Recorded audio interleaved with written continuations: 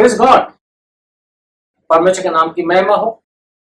हमारा परमेश्वर बहुत ही अच्छा है, वो सच्चा है, वो हमसे प्यार करता है। इतना प्यार किया, अपना बेटा यीशु मसीह तक दे दिया। तो कहता है मैं मांगने से और कुछ चीज क्यों नहीं दूंगा। यीशु मसीह ने हमसे प्यार किया, हमारे लिए मरने के लिए इस दुनिया में आया, इस दुनिया में आके अपना जिंदगी दिया ताकि हमें नया जीवन मिले। और हमें खुद को अपने लिए भी कुछ करना है। वो हमको प्यार करता है, हमको भी प्यार करना है। Praise God. परमेश्वर के नाम की महिमा हो। इस सुंदर समय के लिए मैं परमेश्वर को एक बार फिर से धन्यवाद करता हूं। उन्होंने एक और अच्छा मौका हमें दिया है ताकि उसकी बातों को सुने। सुनने वाले सारे भाइयों और बहनों को यीशु मसीह के नाम से मैं सलाम करता हूं। आज हम लोग पढ़ने जा रहे हैं योना की किताब 5 अध्याय उसका 25 वचन। Book of John chapter 5 verse 25।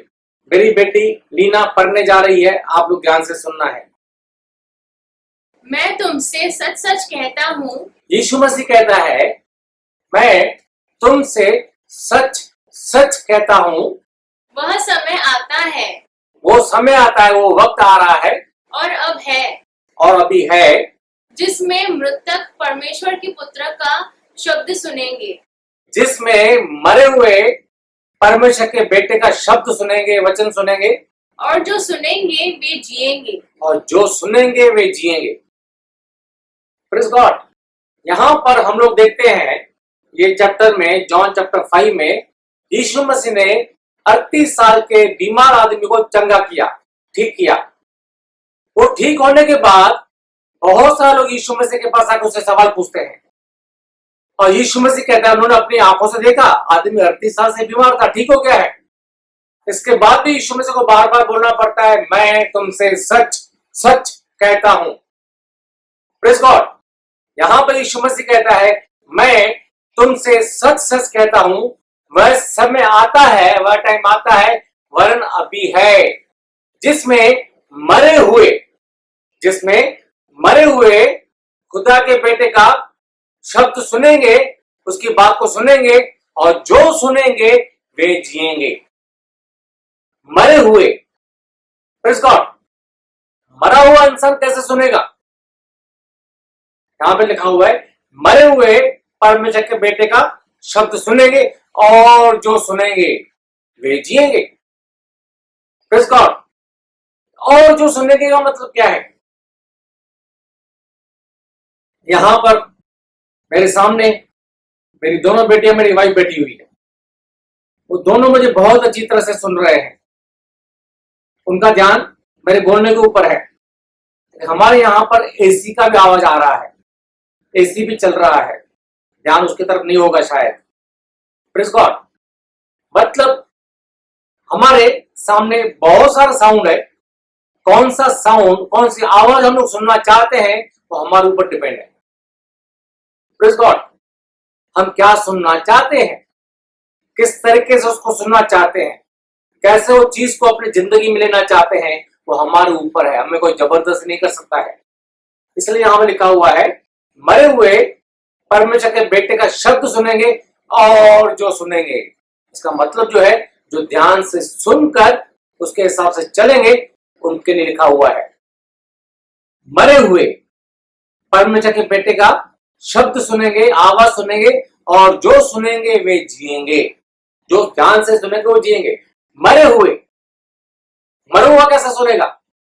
क्या मरा हुआ सुन सकता है क्या? लेकिन अकॉर्डिंग टू बाइबल मरा हुआ सुन सकता है। हम लोग पढ़ेंगे इफिसियों की किताब 2 अध्याय का पहला वचन। Ephesians chapter 2 verse 1। और उसने तुम्हें भी जिलाया। यहाँ पर पॉल इफिसियों की चर्च को कहता है उसने तुम्हें भी जिलाया, मतलब यीशु ने तुम्हें भी जिलाया, जो अपने अपराधों और पापों के कारण मरे हुए थे। यहाँ पर पौलुस इफिसियों की चर्च को कहता है उसने तुम्हें भी जिलाया, यीशु मसीह ने तुम्हें भी जिंदा किया जो अपने गुनाहों में मरे हुए थे। हम लोगों के लिए बात करता है, हम लोग मरे हुए थे। कैसे मरे हुए थे? बाइबल में लिखा हुआ है परमेश्वर ने आदम हवा को बनाया, हर एक चीज उनको दिया, बोला ये सब तुम्हारा है। फूलो फलो पृथ्वी में बढ़ जाओ, उसके ऊपर अधिकार करो, अपने ताबे में लो, लेकिन अच्छे बुरे के ज्ञान का फल नहीं खाना है। जिस दिन खाओगे उस दिन मर जाओगे। और क्या कहता है, जिस दिन खाओगे उस दिन मर जाओगे। आदम हवा ने वो फल खाया, क्या मर गए क्या? दुनिया के हिसाब से एक इंसान के रूप में वो लोग नहीं मरे, लेकिन आत्मिक तरीके से वो मर गए। मतलब जो गॉड के साथ रिश्ता था वो टूट गया। आत्मिक तरीके से मरे हुए, रूहानी तौर पर मरे हुए। यहां पर वही कहता है, तुम लोग अपने अपराधों और पापों में मरे हुए थे, अपने गुनाहों में मरे हुए थे, यीशु मसीह ने तुमको जिंदा किया। Praise God. रूहानी तौर पर हम लोग मरे हुए थे, जैसे यीशु मसीह को एज ए सेवियर करके, उद्धारकर्ता करके स्वीकार किया, तौबा किया, सेम मूवमेंट हमारे अंदर जो आत्मा मरा हुआ था उसको जिंदा कर दिया गया, जिंदा बना दिया गया हमें। Praise God. आत्मिक तरीके से, रूहानी तरीके से हमें जिंदा कर दिया। बाइबल आप लोगों को मालूम है, बाइबल में यीशु मसीह ने इस दुनिया में एक इंसान के रूप में रहते हुए कितने मुर्दों को जिंदा किया है, जो बाइबल में लिखा हुआ है। और भी बहुत सारे मौजूज़े यीशु मसीह ने किए, बहुत सारे मिरेकल किए, लेकिन जो बाइबल में लिखा हुआ है, 3 मरे हुए लोगों को यीशु मसीह जिंदा किया, जो लिटरली मर गए थे अपने शरीर के हिसाब से। यीशु मसीह ने उनको जिंदा किया। जिंदा करने के बाद क्या करने के लिए कहता है? मुर्दों को जिंदा किया, तो यीशु मसीह को क्या करने के लिए कहता है? इसी तरीके से हमें भी जो रूहानी तौर पर, आत्मिक तौर पर मरे हुए थे, यीशु मसीह ने जिंदा किया, तो हमें क्या करना है? तो यीशु मसीह क्या चाहता है, हमें क्या करना है? सबसे पहले हम लोग देखते हैं लुका की किताब चैप्टर 7 वर्स 15। तब वह मुर्दा उठ बैठा जी और बोलने लगा, जी और उसने उससे उसकी मां को सौंप दिया। जी। यहां पर हम लोग पढ़ते हैं, एक विधवा जो लेडी थी, विडो थी, उसका बेटा मर गया था, यीशु मसीह ने उसको जिंदा किया। यहां पे लिखा हुआ है, वो मुर्दा उठ बैठा और बोलने लगा। बोल रहा है, मुर्दा उठ रहा है और बोल रहा है। क्या बोल रहा है? आप जरा मुझे बताओ, क्या बोला होगा उसने? मुर्दा उठने के बाद जो मर गया था, अभी जिंदा हो गया है, एक नया जीवन उसको मिला है, तो उसने क्या बोला होगा? जरूर यीशु मसीह का शुक्रगुजारी किया होगा, धन्यवाद बोला होगा, थैंक्स कहा होगा। Praise God. मर गया था, मां का इकलौता बेटा था, मर गया था, यीशु मसीह ने जिंदा किया, लिखा हुआ मुर्दा उठ बैठा और बोलने लगा, शुक्रगुजारी किया। Praise God. हम लोग भी मरे हुए थे, यीशु मसीह ने हमें जिंदा किया, तो जितना ज्यादा हो सकता है हमें जिंदगी में शुक्रगुजारी करना है। धन्यवाद की बेटों से परमेश्वर को खुशी होता है, बाइबल में लिखा हुआ है, परमेश्वर को खुशी होता है। बाइबल में लिखा हुआ है, पहला थिस्सलुनीके की किताब 5:18 में, हर बात में, सुख में, दुख में, अच्छे में, बुरे में, हर बात में परमेश्वर को धन्यवाद करो, क्योंकि मसीह यीशु में परमेश्वर की हमसे यही मर्जी है। परमेश्वर यही चाहता है, हम जो मसीह यीशु में है, हर बात में हम लोग उसकी शुक्रगुजारी करें। शुक्रगुजारी बहुत जरूरी है। बहुत से लोग नहीं करते हैं, ऐसा फरामोश होकर बैठते हैं। हम लोग बाइबल में देखते हैं, साम्स 106 वर्सेस 10 to 13, जबूर 106 उसका 10 से 13 आयत हम देखेंगे। भजन संहिता 106 उसका 10 से 13 वचन। उसने उन्हें बैरी के हाथ से उबारा जी, और शत्रु के हाथ से छुड़ा लिया। दुश्मन से गॉड ने उनको बचाया, यहूदियों को, और उनके द्रोही जल में डूब गए। जो मिस्र के थे, इजिप्शियन थे, जब मूसा उनको लेके निकला, सामने लाल समुद्र आया और फेरो के सोल्जर्स पीछे से थे, गॉड ने मूसा को कहा, लाठी समुद्र को दिखाओ, तुमको रास्ता देगा। और ये सब लोग, समुद्र साइड से हो गया, उसमें से निकल गए। जैसे ही निकल गए और जो दुश्मन थे इजिप्शियन, वो भी समुद्र के बीच में आए, क्या हो गया? समुद्र एक हो गया, सारे दुश्मन मर गए। यहाँ पे वो लिखा हुआ है, और उनमें से एक भी न बचा। एक भी न बचा, सारे दुश्मन मर गए जो हथियार लेकर मारने के लिए आ रहे थे। तब उन्होंने उसके वचनों का विश्वास किया जी, और उसकी स्तुति गाने लगे। Praise God. यहाँ पे लिखा है तब उन्होंने खुदा का विश्वास किया, परमेश्वर का विश्वास किया और परमेश्वर की तारीफ करने लगे, परमेश्वर के गीत गाने लगे, बहुत खुशी से झूम रहे हैं, नाच रहे हैं। इतना टेंशन था, इतना डर था, दुश्मन अपने यहाँ सारे अपने हथियार लेके आ रहा है मारने के लिए, ये बीवी बच्चों के साथ है, क्या करेंगे। और ये सब लोग समुद्र के बीच में से निकल गए और जब दुश्मन समुद्र के बीच में आया, पानी एक हो गया, सारे दुश्मन मर गए, सारे दुश्मन मर गए, एक भी नहीं बचा, यहाँ पे लिखा हुआ है। तो यहूदी लोग क्या करते हैं, इस्राएल लोग क्या करते हैं, बहुत नाचते हैं, खुशी मनाते। इतना बड़ा मिरेकल कभी दुनिया में नहीं हुआ है, इतना बड़ा अजीबो गरीब बहुत बड़ा प्यारा मिरेकल यहाँ पे हुआ है और यहूदी लोग, इस्राएल लोग बहुत खुशी के साथ नाच रहे हैं।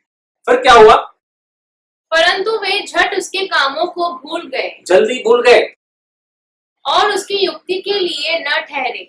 गॉड के लिए इंतजार नहीं किया, यहाँ पे खुशी मनाया। जैसे थोड़े आगे गए, वहां पे जंगल में उनको भूख लगा, उनका ग्रम्बलिंग शुरू हो गया, बुरबुराना शुरू हो गया, जल्दी भूल गए। गॉड जो पहले काम किया है आगे भी कर सकता है, इतना बड़ा मिरेकल किया, ये लोग भूल गए। हम लोग भी इसी तरीके से करते हैं, जब ये खुशी होता है, शुक्रगुजारी करते हैं, थोड़ा भी तकलीफ आता है, रोना धोना शुरू कर देते हैं, जबकि ऐसा नहीं होना चाहिए। बाइबल में लिखा हुआ है परमेश्वर कल, आज और आगे हमेशा एक सा रहता है, वो बदलता नहीं है। उसने पहले मिरेकल किया हमारी जिंदगी में, आज भी करेगा, आगे भी करेगा। भरोसा करना है, शुक्रगुजारी करना है। हम लोग क्या कहते हैं, तकलीफ में रोना शुरू कर देते हैं। क्या करना है, जब ये तकलीफ भी आ गया, परमेश्वर जो पहले हमारी जिंदगी में काम किए हैं उनको याद करो, परमेश्वर कैसे काम किया है उनको याद करते हुए परमेश्वर को शुक्रगुजारी करना है। जो पहले काम किया है आज भी करेगा, ये तकलीफ निकल जाएगा, हम विश्वास करते हैं, धन्यवाद, इस तरीके से हम बोलते रहेंगे, थैंक्स गिविंग करते रहेंगे। परमेश्वर देखता है कि ये लोग बार बार मुझे धन्यवाद करते हैं, बार बार शुक्रगुजारी करते हैं, इनके जिंदगी में मैंने काम किया भी नहीं है, इनका कर्जा मेरे ऊपर आता जा रहा है, तो मुझे इनकी जिंदगी में काम करना ही है, क्योंकि बाइबल में लिखा हुआ है परमेश्वर किसी का कर्जदार नहीं है। जितना ज्यादा शुक्रगुजारी करेंगे पुराने कामों को देखकर, परमेश्वर पहले काम किया आज भी करेगा, बातों को याद करते हुए शुक्रगुजारी करेंगे, उतना ब्लेसिंग ज्यादा जिंदगी में आता है। मुर्दों को जिंदा किया तो मुर्दा क्या कहा, धन्यवाद, रोया नहीं, नेगेटिव बात नहीं किया। यीशु मसीह ने हमें जिंदा किया है। एक मरा हुआ परिस्थिति में हम लोग थे, मरा हुआ जगह पर हम लोग थे, यीशु मसीह जिंदा के एक बहुत बड़ा मिरेकल हमारी जिंदगी में किया है, हमें हेवन के लिए तैयार किया है। कितनी बड़ी खुशी की बात है। जितना ज्यादा हो सकता है हर बात के लिए, हर सर्कमस्टेंसेस के लिए थैंक्स गिविंग करना है, चुप नहीं रहना कभी भी, कितनी भी तकलीफ है, थैंक गॉड। अय्यूब का केस आपको मालूम है, इसी तरीके से हमारी जिंदगी में होना चाहिए। आइए अभी हम देखने जा रहे हैं यीशु मसीह ने और किसको जिंदा किया है, किस तरीके से यीशु मसीह बात करता है, मुर्दों को जिंदा करने के बाद क्या करने के लिए कहता है। हम लोग देखने जा रहे हैं लुका की किताब 8 अध्याय उसका 55, लुक चैप्टर 8 वर्स 55 हम लोग देखने जा रहे हैं। यहाँ पर हम लोग देखेंगे यीशु मसीह ने जायरस की बेटी को जिंदा किया, जिंदा करने के बाद क्या करने के लिए कहता है, सब लोग ध्यान से सुनना है। तब उसके प्राण फिर आए जी, और वह तुरंत उठी। लड़की जिंदा हो गई, उसके अंदर जान आ गया और उठ के बैठी। फिर उसने आज्ञा दी जी, कि उसे कुछ खाने को दिया जाए। यीशु मसीह कहता है उसको कुछ खाने के लिए दो। Praise God. मुर्दा जिंदा हो गया है तो क्या करना है, खाना भी खाना है। खाना नहीं खाएगा तो क्या होगा, एक दिन भूखा रहेगा, 2 दिन भूखा रहेगा, अगर कंटिन्यू खाना नहीं खाएगा तो मर जाएगा। खाना जरूरी है। आप लोग हर दिन कितना टाइम खाना खाते हैं ये शरीर के लिए, कम से कम 3 टाइम, कोई तो 4-5 टाइम भी खाते हैं, कम से कम 3 टाइम। खाना नहीं खाने से इंसान मर जाता है। इसी तरीके से रूह को भी खाना चाहिए। आप में से स्पिरिचुअली फास्ट कौन करता है, क्या आप लोग करते हैं? आत्मिक उपवास, रोजे, रूहानी रोजे कौन करता है? चेक करो अपने आप को, आप लोग करते हैं? बहुत सारे लोग करते हैं स्पिरिचुअली फास्ट। आप में से बहुत सारे लोग करते हैं, मुझे मालूम है। स्पिरिचुअली फास्ट क्या होता है? एक्चुअली नॉर्मली फास्ट क्या होता है? हम लोग खाना नहीं खाते, भूखे रहते हैं। ये हमारा जो बदन है इसके अंदर हमारा खाना नहीं जाता, हम भूखे रहते हैं। स्पिरिचुअली फास्ट क्या होता है? हमारे अंदर जो रूह है, रूह को हम लोग खाना नहीं खिलाते हैं। दैट मीन्स रूह का खाना क्या है? खुदा का कलाम, परमेश्वर का वचन। वचन यीशु मसीह अपने जिंदगी में लेने के लिए कहता है। लेकिन बहुत सारे लोग स्पिरिचुअली रोजे रखते हैं, बाइबल नहीं पढ़ते हैं। एक दिन नहीं पढ़ेंगे, 2 दिन नहीं पढ़ेंगे, 10 दिन नहीं पढ़ेंगे, 20 दिन नहीं पढ़ेंगे, 50 दिन नहीं पढ़ेंगे, 1 महीना, 2 महीना, 3 महीना, 6 महीना नहीं पढ़ेंगे। आप देखो, आपने आखिर में कभी बाइबल पढ़ा है? अच्छी तरह से समझते हो, आपने आखिर में कभी बाइबल पढ़ा है? कितना दिन आपने बाइबल नहीं पढ़ा है, उतना दिन आपने स्पिरिचुअली फास्ट किया है। Praise God. ये शरीर को जीने के लिए खाना चाहिए, वैसे हमारे अंदर जो रूह है उसको भी खाना चाहिए। 1 कोरिन्थियन 3 अध्याय में लिखा हुआ है, 1 कोरिन्थियन चैप्टर 3 वर्स 16 में, हमारा जो बदन है परमेश्वर के आत्मा का मंदिर है, होली स्पिरिट का ये टेम्पल है हमारा बदन। Praise God. तो होली स्पिरिट हमारे अंदर है, उसको खाना चाहिए। हम लोग एक वचन पढ़ेंगे मलाकी की किताब 3 अध्याय उसका 8 से 10, book of Malachi chapter 3 versus 8, 9 and 10। क्या मनुष्य परमेश्वर को धोखा दे सकता है? यहां पे लिखा हुआ है, क्या इंसान गॉड को धोखा दे सकते हैं? देखो, तुम मुझको धोखा देते हो। हाँ, गॉड क्या कहता है? तुम देते हो मुझे धोखा, तुम मुझे लूटते हो। और तो भी पूछते हो कि हमने किस बात में तुझे लूटा है। हाँ, लूटने के बाद भी क्या सवाल पूछते हो? हमने कौन सा गुनाह किया है? आशीष क्यों नहीं आता? तकलीफ क्यों नहीं आता? हमने गुनाह क्या किया है? तुम लोग पूछते हो। दशमांश और उठाने की भेंटों में, हाँ, टाइथ में और ऑफरिंग में तुम लोग मुझे लूटते हो, गॉड कहता है। तुम पर भारी शाप पड़ा है। सही टाइम पर टाइथ एंड ऑफरिंग नहीं बनने से लिखा हुआ तुम्हारे ऊपर कर्ज आ गया है, फाइनेंशियली तकलीफ, क्योंकि तुम मुझे लूटते हो। हाँ, गॉड क्या कहते हैं? तुम मुझे लूटते हो। वरन सारी जाति ऐसा करती है। ज्यादा करके लोग टाइथ नहीं भरते हैं। सारे दशमांश भंडार में ले आओ, गॉड कहता है पूरा टाइथ मेरे घर में ले आओ, कि मेरे भवन में भोजन वस्तु रहे। ताकि मेरे घर में खाना होना चाहिए। और सेनाओं का यहोवा यह कहता है जी। कि ऐसा करके मुझे परखो कि मैं आकाश के झरोखे तुम्हारे लिए खोलकर तुम्हारे ऊपर अपरंपार आशीष की वर्षा करता हूँ। यहाँ पर गॉड कहता है तुम लोग टाइट भर के मुझे आजमाओ। एक ही ये जगह है पूरा बाइबल में जहाँ पे गॉड चैलेंज करता है, आजमा के देखो मैं आशीष करता हूँ कि नहीं करता हूँ। टाइट भर के तो देखो कितना गॉड ब्लेस करता है, तुमको मैं आशीष करता हूँ कि नहीं करता हूँ। यहाँ पे गॉड ने चैलेंज किया हुआ है टाइट और ऑफरिंग के लिए। लेकिन यहाँ पर हम लोग टाइट ऑफरिंग के लिए पढ़ रहे हैं, लेकिन मैं कुछ और बताना चाहता हूँ। 10 वचन पढ़ना शुरू करेंगे वापस। सारे दशमांश भंडार में ले आओ जी, कि मेरे भवन में भोजन वस्तु रहे। Praise God. गॉड क्या कहता है? मेरे घर में खाना होना चाहिए। गॉड का घर क्या है? हमारा बॉडी। हमारा बॉडी गॉड का घर है, वहां पे खाना होना चाहिए। खुदा का कलाम हमारे अंदर होना चाहिए। अगर खाना नहीं है, मुर्दा जो उठ बैठा है वो फिर से मर जाएगा। स्पिरिचुअली खाना बहुत जरूरी है। बाइबल बरोबर पढ़ना है। पहला थिस्सलुनीकियों 5 अध्याय 19 वचन, 1 थिस्सलुनीकियों चैप्टर 5 वर्स 19 में लिखा हुआ है, आत्मा को न बुझाओ, रूह को न बुझाओ। अगर सही तरीके से स्पिरिचुअली फूड, आत्मिक खाना हमारे अंदर नहीं जाएगा, खुदा का कलाम परमेश्वर का वचन हमारे अंदर नहीं जाएगा, तो हमारे अंदर जो परमेश्वर ने आत्मा दिया हुआ है वो एक किस्म से काम नहीं करेगा, कमजोर हो जाएगा, मर जाएगा। फिर हम लोग क्या बोलते हैं? परमेश्वर में आशीष करता है नहीं, मैं कितना भी प्रार्थना करता हूँ काम नहीं होता है। काम करने वाला होली स्पिरिट है जो मेरे अंदर है, मैंने उसको खाना दिया ही नहीं, वो वीक हो गया। मैं कितना भी प्रे करता हूँ कोई फायदा नहीं, होली स्पिरिट तो काम कर नहीं सकता है। हम लोगों ने होली स्पिरिट को काम करने का मौका दिया ही नहीं है क्योंकि होली स्पिरिट वीक हो चुका है, हो सकता है मर भी गया हमारे अंदर। Praise God. सही तरीके से स्पिरिचुअली फूड जरूरी है, वचन पढ़ना बहुत जरूरी है। पहला हमने देखा मुर्दा उठ बैठा, बोलने लगा, शुक्रगुजारी किया। दूसरा हमने देखा मुर्दे को यीशु में जिंदा किया। क्या बोलता है? उसको कुछ खाने को दो। वचन पढ़ना बहुत जरूरी है। अगर वचन नहीं पढ़ते हैं हम जिंदगी में, तो हमारे क्रिश्चियन लाइफ से कुछ फायदा नहीं है। यीशु मसीह मुर्दे को जिंदा किया, बोलता उसको कुछ खाने को दो। तीसरे मुर्दे को यीशु मसीह ने जिंदा किया। हम लोग देखते हैं योना की किताब 11 अध्याय उसका 44 वचन, book of John chapter 11 verse 44। यहां पर हम पढ़ते हैं, यहां पे यीशु मसीह ने लाजर को जिंदा किया। पढ़ेंगे। जिंदा करने के बाद यीशु मसीह क्या कहता है?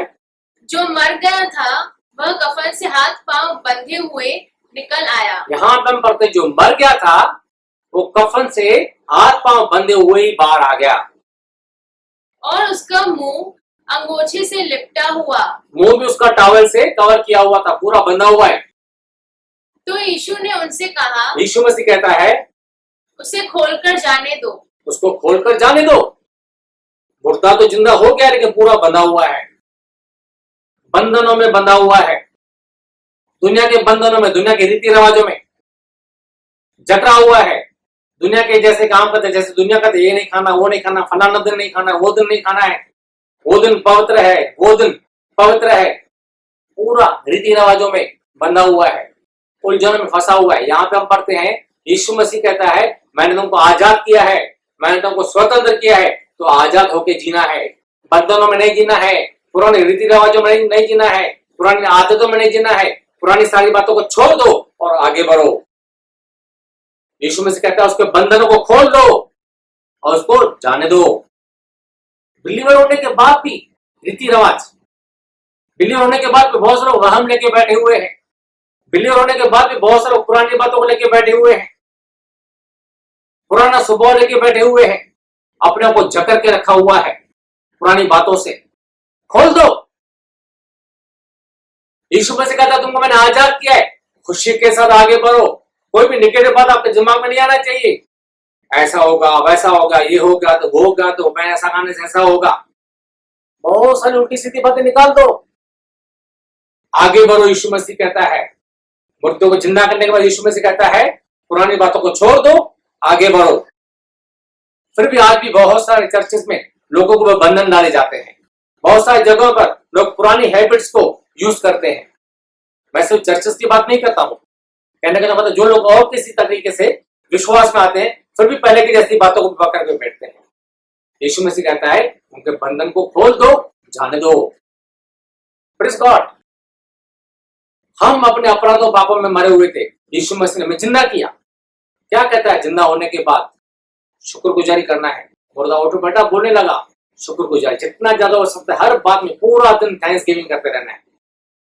प्लस मुर्दा जब उठ बैठा, यीशु मसीह बोलता उसको कुछ खाने को दो, मतलब स्पिरिचुअल फूड बाइबल पढ़ते रहना है बरोबर। खाना नहीं खाएंगे स्पिरिट मर जाता है, स्पिरिट कमजोर हो जाता है। फिर हम लोग प्रे करते, जॉब नहीं आता है, चर्च भी जाते हैं, वचन समझ में नहीं आता है। स्पिरिचुअल फूड जरूरी है।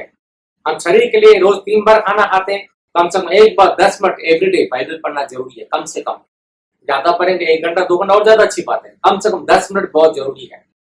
और यीशु मसीह बोलता है बंधनों को खोल दो, उसको जाने दो, रीति रिवाज पुराना को सब छोड़ देना है। हम मुर्दा थे, जिंदा हो गए, तो जिंदा दिली के हिसाब से जीना है। हम अपने को क्रिश्चियन कहते हैं तो क्रिश्चियनिटी हमारे अंदर होना चाहिए। वापस मरा हुआ जैसा जिंदगी नहीं जीना है। प्यारे भाई और बहनों, यीशु मसीह ने आपको जिंदा किया है। क्या मरा हुआ है? चेक करो। अगर आप जिंदा है तो सही तरीके से जितना ज्यादा हो सकता है, मैं विश्वास करता हूं आप लोग शुक्रगुजारी करेंगे। हर समय हर बात के लिए, खुशी है गमी, आप शुक्रगुजारी करेंगे। जितना ज्यादा हो सकता है एवरी डे बाइबल पढ़ेंगे, इस पर से फास्ट नहीं करेंगे और पुराने रीति रिवाजों को छोड़ करके खुशी के साथ फ्री होके जिएंगे। आपके चेहरे पे एक चमक, एक खुशी, ये है क्रिश्चियन लाइफ। मैं विश्वास करता हूं आप मेरी बातों को मानेंगे। परमेश्वर आपको आशीष करें। आमीन।